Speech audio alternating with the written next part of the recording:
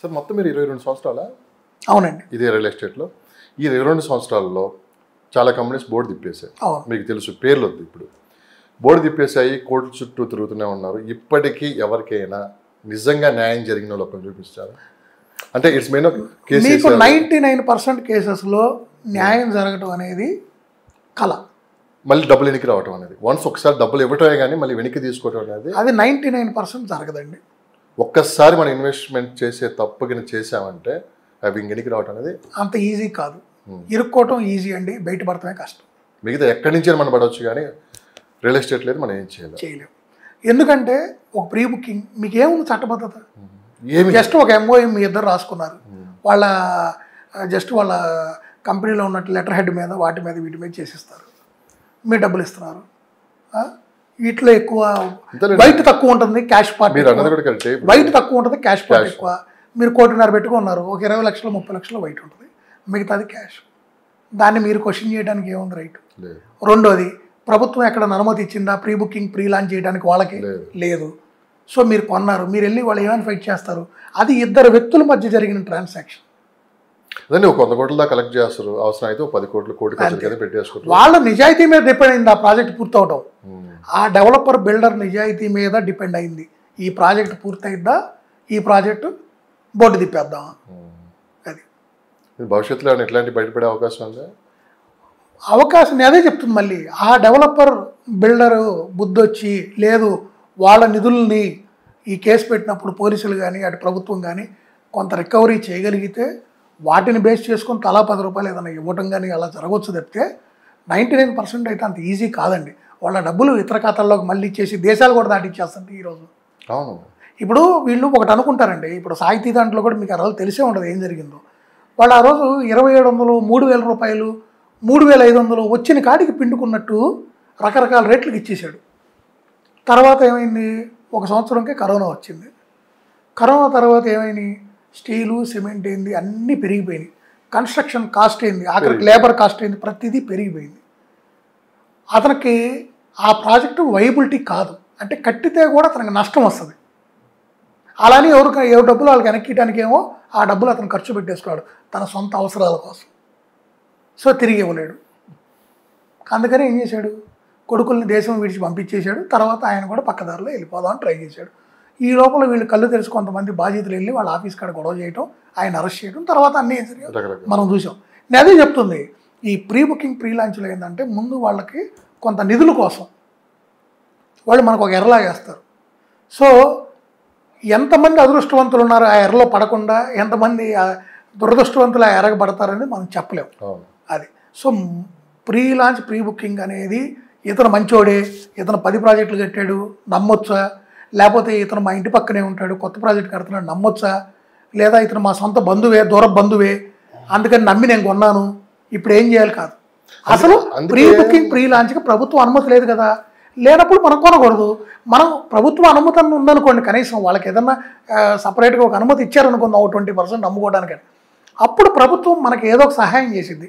ప్రభుత్వం మనకి జవాబుదారీతనంగా ఉంటుంది రికవరీ చేయడంలో కానీ, కోర్టులో మన తరపున ప్రభుత్వం కూడా హాజరవుతారు. ఈరోజు మనం ప్రభుత్వం వ్యతిరేకంగా మనం ఓ పని చేసి ఇప్పుడు ప్రభుత్వం అనుమతులు లేని వాటిలో మనం కొనుక్కోవడం, చెరువులు కబ్జా చేసేవాడు అక్కడ ఒక అపార్ట్మెంట్ కంటే దాంట్లో కొనుక్కోవడం, ఈ ఫామ్ ప్లాట్స్ అని ఇలాంటివి కొనుక్కొని రేపు ప్రభుత్వం దగ్గర పోయి మేము నాశనం అయిపోయాం, మేము అన్యాయం అయిపోయాం, వీళ్ళకి ఇన్ని కోట్లు కట్టాం, ఇదిగో ఈ కాగితం చూడండి అది చూడండి అంటే వీటిల్లో ఏదైనా ప్రభుత్వం ప్రోత్సహించిందా? అందుకే బయర్లో కూడా కాస్త మార్పు కనపడుతుంది. రెడీ టు మూవ్ అపార్ట్మెంట్స్ కాదు, రెడీ టు ఇంకా రావాలండి, ఇంకా రావాలి. ఇప్పటికి మారింది ఒక 2%. ఈ రోజు కూడా చాలా ప్రాజెక్ట్స్ నిన్నగాక మొన్న కూడా పేపర్లో ఫ్రంట్ పేజ్ యాడ్లు ఇచ్చి ప్రీ బుకింగ్ ప్రీ లాంచ్ ఈరోజు ఈ ప్రైస్ అని చెప్పి ఆకర్షణీయమైన ప్రకటనలు ఇస్తున్నారు. ఒక్క 2 నెలలు ప్రజలు స్పందించకుండా ఉంటే 3వ నెల నుంచి ఇలాంటి ప్రాజెక్టులు రావు, ఇలాంటి ప్రకటనలు రావు, ఈ బిజినెస్ జరగదు. ఈ రోజుకి కూడా 5 ఫ్లోర్లకు అనుమతి తీసుకొని 6వ ఫ్లోర్ అనుమతి లేకుండా కడుతున్న అపార్ట్మెంట్లు లేవా హైదరాబాద్లో? కడుతున్నారు. ఏ ఉద్దేశంతో కడుతున్నారు? ఎవరు కొంటారని కడుతున్నారు? లోన్ రాదని తెలిసాటికి లోన్ ఇప్పలేరు, డబ్బులు పెట్టి కొనాలి. మరి ఆ డబ్బులు పెట్టుకునే బయ్యర్ ఉన్నాడు వస్తాడు అన్న నమ్మకంతోనే కదా అతను అది కడుతుంది. నేను అదే చెప్తుంది, మనం కొనకపోతే వాళ్ళు కట్టరు. వాడు తప్పు చేశాడని ఆ తప్పుడు దాన్ని మనం కొని రేపు మనం ఇబ్బంది పడుతున్నాం, రేపు దాన్ని కూలొచ్చడానికి ప్రభుత్వం వస్తే అదేంటి మాకు తెలియదే అంటారు. మీకు అది లోన్ రాదని చెప్పి అతను అమ్ముతున్నాడు. లోన్ రాదు కాబట్టి మీకు కింద దానికన్నా అది 10 లక్షలు తక్కువకి ఇస్తున్నాడు. ఇవన్నీ తెలిసే మీరు అది కొనుక్కున్నారు. నోటరీ ప్లాట్స్ కూడా కొనుక్కుంటున్నారు ఎంతోమంది. మెయిన్ సిటీలో కొనుక్కుంటున్నారు, బయట కొనుక్కుంటున్నారు. ఈ రోజుకు కూడా రోజుకు కొన్ని వందల నోటరీలు జరుగుతున్నాయి. ఎందుకు జరుగుతున్నాయి? ఎందుకు కొంటున్నారు ప్రజలు? కనీసం రిజిస్ట్రేషన్ కూడా లేదా దానికి. నోటి మాటతో రాసుకునే కాగితం అది, దానికి ఎటువంటి విలువ లేదు కోర్టుకు వెళ్ళినా కూడా. మరి ఎందుకు కొంటున్నారు మీరు? ఆశ. నేను అదే చెప్తుంది, మీరు ఆశకు పోయి మీ కష్టాన్ని మీకు తెలియకుండా మీరే ఇంకొకరి చేతిలో పెడుతున్నారు. తరువాత అతను నన్ను దోచుకున్నాడు అంటున్నారు. అదే డబ్బులు ఇచ్చి కష్టాన్ని కొనుక్కున్నట్లు. ఎస్, రూపాయి ఖర్చు ఎక్కువైనా అవసరమైతే మీరు కొనుక్కోవాలనుకున్న దాన్ని వాయిదా వేసుకోండి. 2025లో కొనుక్కోకపోతే 2026లో కొనుక్కోండి. కానీ మంచిది కొనుక్కోండి. 500 గజాలు ఫామ్ ప్లాట్ కొనుక్కునే బదులు 300 గజాలు డిటీసీపీ హెచ్ఎండిఏ లేఅవుట్లో ప్లాట్ కొనుక్కోండి. పెద్దదానికి వెళ్ళి అనుమతులు లేని దాంట్లో కొనుక్కొని రేపనే రోజు దానికి ఎటువంటి ఇది లేకుండా మీరు మీ పిల్లలు వాళ్ళ భవిష్యత్తు కోసమే కొంటున్నారు. అందరూ సఫర్ అయ్యే కన్నా అన్ని అనుమతులు ఉన్న దాంట్లో చిన్నది కొనుక్కున్నా కూడా రేపు దాని విలువ అనుమతులు లేని దానికి అనుమతులు ఉన్నదానికి విలువ ఎంత ఉంటుందో మీకు తెలుసు కదా. రూపాయికి 2 రూపాయలకి ఉన్న తేడా ఉంటుంది. సో అనుమతులు ఉన్నాయి కొనుక్కోండి. అప్పుడు ప్రభుత్వం అనుమతులు ఇస్తుంది కాబట్టి ఎక్కడైనా ఏ రోజు సమస్య వచ్చినా కూడా మన ప్రభుత్వాన్ని కూడా ప్రశ్నించవచ్చు. సో మరొక ప్రశ్న అండి. సో మొత్తం మీద ఎన్ఆర్ఐ ఆలోచన ఏ విధంగా ఉంది అంటే అక్కడ ట్రంప్ తీసుకున్న నిర్ణయాలు కూడా కాస్త హైదరాబాద్ రియల్ ఎస్టేట్ మీద ఎఫెక్ట్ చూపించింది. ఎవరు అవునన్నా కాదన్నా కానీ ఎన్ఆర్ఐ మార్కెట్ అతిపెద్ద మార్కెట్ ఏదైనా ఉన్నదంటే హైదరాబాద్ మార్కెట్. దాంతోపాటు హైదరాబాద్ మీద ఇంకొక ఎఫెక్ట్ ఏంటంటే అమరావతి ఎఫెక్ట్ కూడా కాస్త చూపిస్తుందని చెప్పి కూడా అన్నారు. మొత్తం ఈ గందరగోళ పరిస్థితులన్నిటికీ ఇదే కారణం. సో ఇది త్వరలోనే తొలగిపోయే అవకాశం ఉంది, ఒక క్లారిటీ వచ్చే అవకాశం ఉందని చెప్పి కూడా చాలామంది బలంగా నమ్ముతున్నారు, అటు ఎన్ఆర్ఐలు కావచ్చు వీళ్ళు కావచ్చు. సో దీని గురించి మీరు ఏం చెప్తారు? ఖచ్చితంగా అండి, అమెరికా అధ్యక్ష ఎన్నికలు జరిగినాయి, అక్కడ కూడా గవర్నమెంట్ మారింది, ట్రంప్ వచ్చారు. ఆయన వచ్చిన వెంటనే చాలా వేగంగా కొన్ని నిర్ణయాలు తీసుకున్నారు. అక్కడ మన పనిచేస్తున్నటువంటి మన ఉద్యోగాల్లో కూడా కొంత అభద్రతా భావం వచ్చింది. స్టూడెంట్స్ వీసాలు తగ్గించేశారు, ఇంటర్వ్యూస్ కూడా ఆపారు. ఈ మధ్యకాలంలో మీరు గమనిస్తే రెస్ట్రిక్షన్స్ పెట్టారు. ఈవెన్ అమెరికా నుంచి బయటికి నిధులు రావాలన్నా వాటికి సంబంధించి కూడా ఒక 5% 3.5% ట్యాక్స్ పెట్టారు ఇప్పుడు. సో ప్రతిదానికి రెస్ట్రిక్షన్స్ పెడుతున్నారు. సో దీనివల్ల ఏమవుతుందంటే డెఫినెట్గా అక్కడ ఉన్నటువంటి ఎన్ఆర్ఐస్ ఎవరైతే ఇక్కడ ఇన్వెస్ట్ చేస్తున్నారో వాళ్ళకి ఇవన్నీ కొన్ని ఇబ్బందులు ఉంటాయి. కాబట్టి రేపు ఇక్కడ ఇన్వెస్ట్ చేసాం మళ్ళీ ఆ డబ్బులు అక్కడ తీసుకెళ్లాలన్నా కూడా కొన్ని ఇబ్బందులు ఉన్నాయని ఆల్రెడీ వాళ్ళు బాధపడుతున్నారు. సో ఇప్పుడు మళ్ళీ కొత్తగా ఇంకో కొన్ని బాధలు రాబోతుంది. సో వాళ్ళందరూ కూడా ఏంటంటే కొంచెం వేచి చూసి దూరంలోకి వెళ్ళారు. దీంట్లో ఇంకొక పాయింట్ కూడా ఉంది, ట్రంప్ డెసిషన్స్ అనే కాదు. ఇంతకుముందు మీరు గమనిస్తే మనకు ఆంధ్ర రాష్ట్రం అక్కడ ఎన్నికల్లో అప్పుడు గవర్నమెంట్ మారి ఆయన జగన్మోహన్ రెడ్డి గారు రావడం, ఆ తర్వాత అక్కడ రాజధాని 3 రాజధానులు అని అక్కడ రకరకాల ఇష్యూస్ వల్ల గందరగోళం భయంకరమైన గందరగోళం జరిగింది. 5 సంవత్సరాలు అక్కడ పూర్తి స్థాయిగా పరిపాలన స్తంభించింది. పూర్తిగా అంటే వ్యాపారస్తులకి వ్యాపారాలు చాలా ద్రుతంగా అక్కడి నుంచి పెట్టుబడులు వచ్చాయి. అసలు వ్యాపారాలు లేవండి, ఇసుక లేదు. సంవత్సరం పాటు అసలు ఇసుక అనేది అందుబాటులో లేదు. సో ఒక టాపీ మేస్త్రి కాడించి ఒక వ్యాపారస్తుడు, ఒక మద్యం వ్యాపారం చేసుకునే వ్యాపారస్తుడైనా, రోడ్ కాంట్రాక్టర్ అయినా, ఎవరైనా సరే పెద్ద పెద్ద అపార్ట్మెంట్లు నిర్మించే వ్యక్తులే ప్రతి ఒక్కరు కూడా పక్క చూపులు పక్క రాష్ట్రాల వైపు చూడాల్సిన పరిస్థితి వచ్చింది వాళ్ళ మనుగడ కోసం. అలా ఎంతోమంది హైదరాబాద్ వచ్చారు, బెంగళూరు వెళ్ళారు, చెన్నై ఏటోళ్ళు అటు వెళ్ళారండి.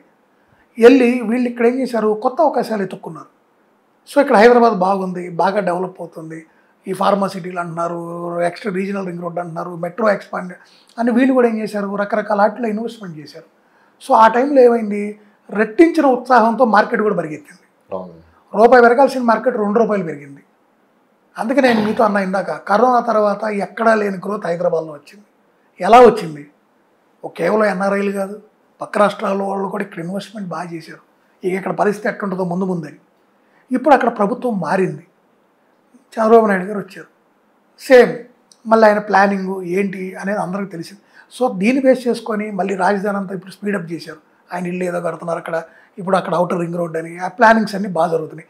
ప్లస్ సెంట్రల్ గవర్నమెంట్తో వాళ్ళకి అలయన్స్తో వచ్చారు కాబట్టి కొంచెం నిధులు ఇవన్నీ కూడా బాగా వస్తాయని ఇవన్నీ కొన్ని స్పీడ్గా జరగటం. రెండోది ఇప్పుడు లిక్కర్ షాపులు కూడా అక్కడ ప్రైవేట్ వాళ్ళకి ఇచ్చారు. సో మళ్ళీ అక్కడ బిజినెస్ పీపుల్ ఉన్నారు కొంతమంది, ఆ వ్యాపారం చేసేవాళ్ళు మళ్ళీ వాళ్ళ రాష్ట్రంలో వాళ్ళకి అది మొదలైంది కాబట్టి బిజినెస్ పీపుల్ అందరూ మళ్ళీ అక్కడికి వెళ్ళిపోతున్నారు. అక్కడ శాండ్ ఫ్రీ చేశారు. సో ఇప్పుడు కన్స్ట్రక్షన్లో ఉన్నటువంటి వాళ్ళు మళ్ళీ కొత్తగా బిల్డింగ్స్ ఏంటి, అపార్ట్మెంట్స్ ఏంటి, వర్కులు స్టార్ట్ అయిపోతున్నాయి. రాజధాని వర్క్ కూడా స్టార్ట్ అవుతుంది. సో ఇప్పుడు పని ఎక్కడ దొరుకుతున్నప్పుడు ఇప్పుడు ఇంత దూరం వచ్చి ఇక్కడ పక్క రాష్ట్రంలో మనం ఉండాల్సిన అవసరం లేదు కదా, నా సొంత రాష్ట్రంలో నాకు ఆ పని అవకాశాలు ఉన్నప్పుడు అని చాలామంది మళ్ళీ పక్క చూపులు చూస్తారు కదా. రాష్ట్రం విడిపోయినప్పుడు కూడా ఇక్కడ మార్కెట్ పడిపోవడానికి కారణం అదే కదా. ఇక మన ఊరే మనం వెళ్దాం, మనకు అక్కడ అవకాశాలు ఉంటాయి, కొత్త రాజధాని వస్తుందని ఎంతోమంది వెళ్ళారు. అట్లా ఇప్పుడు మళ్ళీ అక్కడ కొంత పునర్జీవం పోసుకుంటుంది కాబట్టి రాజధాని మళ్ళీ అవకాశాలు పెరిగినాయి. రోడ్డు వర్క్లు ఏంది అన్నీ కాంట్రాక్టులు ఇస్తున్నారు. కాంట్రాక్టర్లకు కూడా చేతి నిండా పని ఉంటుంది. బిల్డర్స్కి పని వచ్చింది. శాండ్ ఇవన్నీ ఫ్రీ చేయడం వల్ల వాళ్ళ ఖర్చులు కూడా తగ్గుతాయి. ఈ టాపీ మేస్త్రుల కింద ప్రతి ఒక్కళ్ళకి పనులు ఉన్నాయి కాబట్టి అందరూ మళ్ళీ వాళ్ళ రాష్ట్రానికి వెళ్తున్నారు. కాబట్టి ఏంటంటే ఇక్కడ ఏదైతే నిన్నటిదాకా ఒక 10 మంది ఇన్వెస్ట్ చేస్తున్నారో ఒక 2 ఇన్వెస్టర్లు తగ్గారు. దానివల్ల కూడా కొంత మార్కెట్ మీద ఎఫెక్ట్ పడింది. ముఖ్యంగా ఎన్ఆర్ఐస్ నేను చెప్పే కదా, వాళ్ళు ఏంటంటే మార్కెట్ని జాగ్రత్తగా గమనిస్తూ ఉంటారు. అది ఏ మార్కెట్, స్టాక్ మార్కెట్ ఏదైనా ఫస్ట్ ఎలక్ట్ అయ్యేది వాళ్ళే. వాళ్ళు తొందరపడి నిర్ణయాలు తీసుకోరు, ఆవేశపడరు. ఏదో 4 రోజులు పోయినా కొనుక్కుందాం, రూపాయి పెరిగితే పెరిగింది. సో వాళ్ళు ఏంటంటే ఇన్వెస్ట్మెంట్స్ని హోల్డ్ చేశారు. సో డెఫినెట్గా మళ్ళీ కొంచెం క్లారిటీ రాగానే, ఇప్పుడు ట్రంప్ వచ్చి కూడా ఒక 2-3 నెలలు అయింది, కొంచెం పోతే ఇంకా అన్నీ స్టెబిలైజ్ అవుతాయి, క్లారిటీ వస్తుంది. అప్పుడు మనం ఏ రూపంలో ఇన్వెస్ట్మెంట్స్ పెట్టుకుంటే బెటరు, లేదా మనం పెట్టే ఇన్వెస్ట్మెంట్ వల్ల మనకి ఎంత నష్టం ఉంది ట్యాక్సుల రూపంలో కానీ ఏ విధంగా అయినా ఇవన్నీ బేరీజ్ వేసుకొని డెఫినెట్గా మళ్ళీ ఇన్వెస్ట్మెంట్స్ పెడతారు. ఏదైనా ఫైనల్గా రాబోయేది మంచి రోజులే కానీ మార్కెట్కి ఈ స్టాగ్నేషన్ అయితే ఎక్కువ కాలం కొనసాగే అవకాశం అయితే లేదు. ఎందుకంటే చాలా వరస్ట్ ఫేస్ చూసి వచ్చిందండి తెలంగాణ, హైదరాబాద్ ముఖ్యంగా. అంతకన్నా వరస్ట్ ఇంకోటి రాదు, చూసి వచ్చేసాం, అయిపోయింది. అంటే ఫైనల్గా ఇప్పుడు ఇన్వెస్ట్ చేస్తే రైట్ టైం ఒక మాటలో చెప్పాలంటే నేను మీకు మళ్ళీ చెప్తున్నా, మార్కెట్ ఇప్పుడు ఆగి ఉంది, పడిపోలేదు. మార్కెట్ స్పీడ్ ఆగింది. స్పీడ్ ఆగినప్పుడు మన దగ్గర డబ్బులు ఉంటే, అప్పు చేసి కాదు, నేను మళ్ళీ మీకు చెప్తున్నా, అప్పు చేసి కాదు, మీ దగ్గర డబ్బులు ఉంటే, మీకు ఒక సొంత ఇల్లు కొనుక్కోవాలని మీకు ఒక ఆశ ఉంది, లేదా ఒక ప్లాట్ కొనుక్కుందాం పిల్లల భవిష్యత్తుకో, మీ రిటైర్మెంట్కో, మీ భవిష్యత్తుకో అని, అలాంటి వాళ్ళు కొనుక్కోవడానికి ఇది రైట్ టైమే. అంతేకాని ఇది సూపర్ టైము, రేపు 6 నెలల్లోనే పెరిగిపోయింది, డబుల్ అయింది నేను చెప్పను. డబ్బులుండి కొనుక్కునే వాళ్ళకి ఇది మంచి టైమే. ఎందుకంటే ఈ టైంలో మీరు బిల్డర్నైనా ఒక రియల్ ఎస్టేట్ డెవలపర్నైనా మీరు డిమాండ్ చేయొచ్చు, మార్కెట్ స్లోగా ఉంది కాబట్టి నాకు 2 రూపాయలు తక్కువకి ఇస్తావా అని మీరు అడగగలిగిన టైం. కాబట్టి మీరు నిజంగా కొనుక్కోగలిగిన కెపాసిటీ మీకుండి మీ దగ్గర జేబులో డబ్బులు ఉంటే కనుక ఇన్వెస్టర్కి ఇది రైట్ టైమే. Thank you sir, thank you so much, thank you valuable time. మరొక ఎపిసోడ్తో మళ్ళీ కలుద్దాం. వీరన్నట్టు కూడా మంచి రోజులు రావాలని మనస్ఫూర్తిగా మనం కూడా కోరుకుందాం. అట్ ఎ టైం ఇన్వెస్ట్ చేసే వాళ్ళు కూడా 1-2 సార్లు అంటే అన్ని చెక్ చేసుకునే ముందుకెళ్ళాలని చెప్పి కూడా మనం కూడా కోరుకుంటాం. ధన్యవాదాలు. Thank you. నేను మీ శ్రీకాంత్ బాబు, నేను రియల్ ఎస్టేట్ ఎక్స్పర్ట్ని. నేను 22 ఇయర్స్ నుంచి రియల్ ఎస్టేట్ ఇండస్ట్రీలో ఉన్నాను. రియల్ ఎస్టేట్కి సంబంధించినటువంటి ఎటువంటి సందేహాలు ఉన్నా, ఏ సూచనలు కావాలన్నా, ఏ సలహాలు కావాలన్నా మీరు ఎప్పుడైనా నన్ను సంప్రదించవచ్చు. ఒక రియల్ ఎస్టేట్కి సంబంధించిన కేవలం ఇన్వెస్ట్మెంట్స్ గురించే కాదు, మీకు లీగల్గా రియల్ ఎస్టేట్కి సంబంధించి మీరు కొనుక్కునేటువంటి విల్లాలైనా, ప్లాట్స్ అయినా, ఫ్లాట్స్ అయినా, వీటికి సంబంధించిన లీగల్ ఒపీనియన్ల గురించి కూడా మీరు నన్ను సంప్రదించవచ్చు. మీరు నన్ను ఏ రోజు మీరు నన్ను సంప్రదించాలన్నా కూడా 9966212888 నెంబర్కి కాల్ చేయగలరు. ఉదయం 9 నుంచి సాయంత్రం 6 గంటల లోపల ఏ రోజైనా మీరు కాల్ చేయొచ్చు.